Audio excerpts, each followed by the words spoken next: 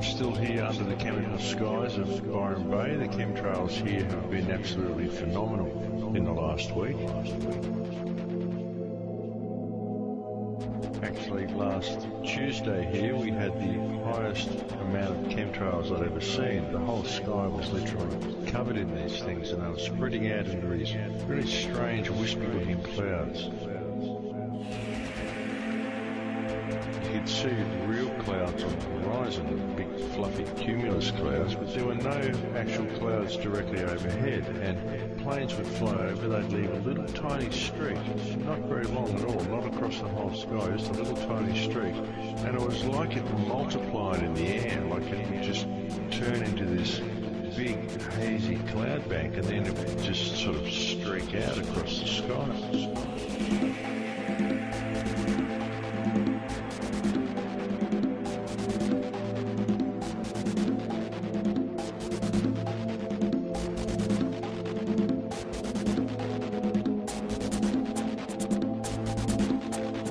And it was like it multiplied in the air, like it would just turn into this big hazy cloud bank, and then it would just sort of streak out across the sky.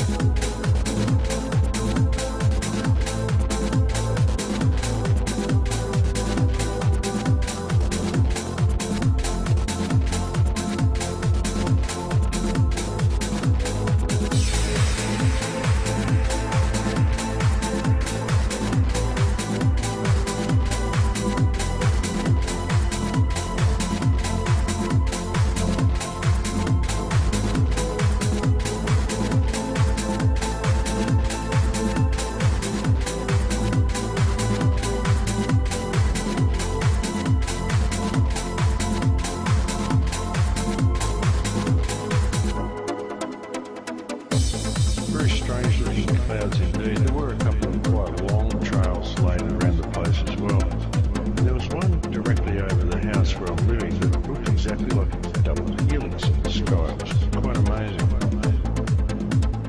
Yes, and so the chemtrails just aren't letting up, folks. They are still doing this stuff. It's very hard to try to explain a lot of this to people. I find that chemtrails are one of the hardest things of all to convince people of. Because a lot of people quite rightly think, well, why would any ruling elite, if there is a ruling elite, why would they be spraying the sky with chemicals? Because they would be poisoning themselves too. And that's the thing. That's the million-dollar question, that one, folks.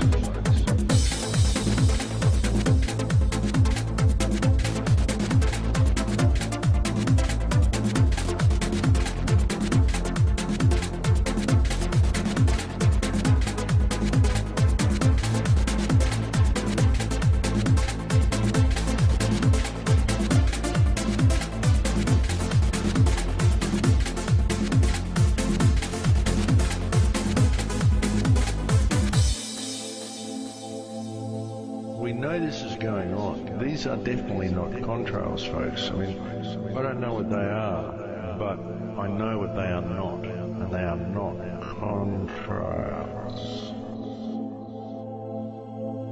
And my father used to tell me about clouds and about contrails, and even when we used to see planes fly over when I was a child, we'd get quite excited when we saw one with a contrail.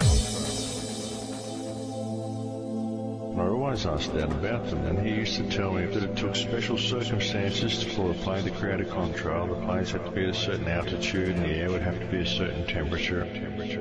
And what would happen would be the heat from the exhaust would boil with this water in the air, and it'd boil and create condensation, and the condensation would freeze in the air, and it would create this long trail of ice particles behind the plane.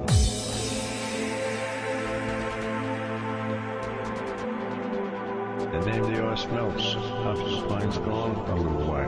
They can't stay there very long because it's just very fine particles of ice and condensation, so it just melts straight away, so there's nothing left behind.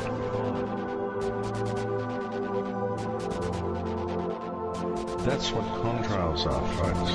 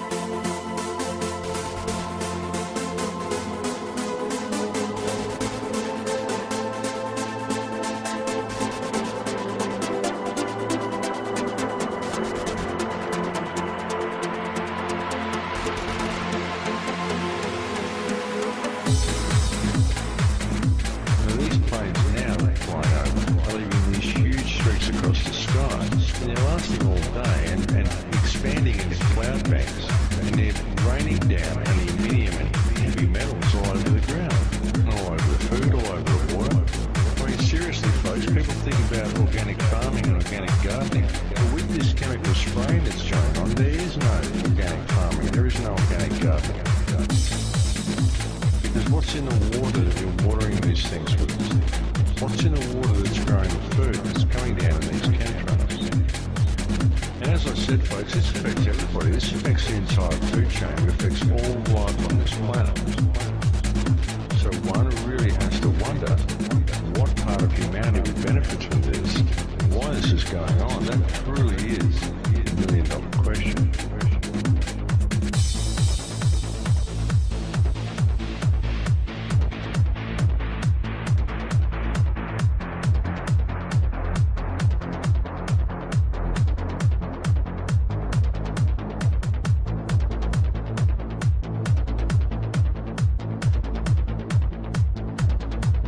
And it was like it multiplied in the air, like it would just turn into this big hazy cloud bank, and then it would just sort of streak out across the sky.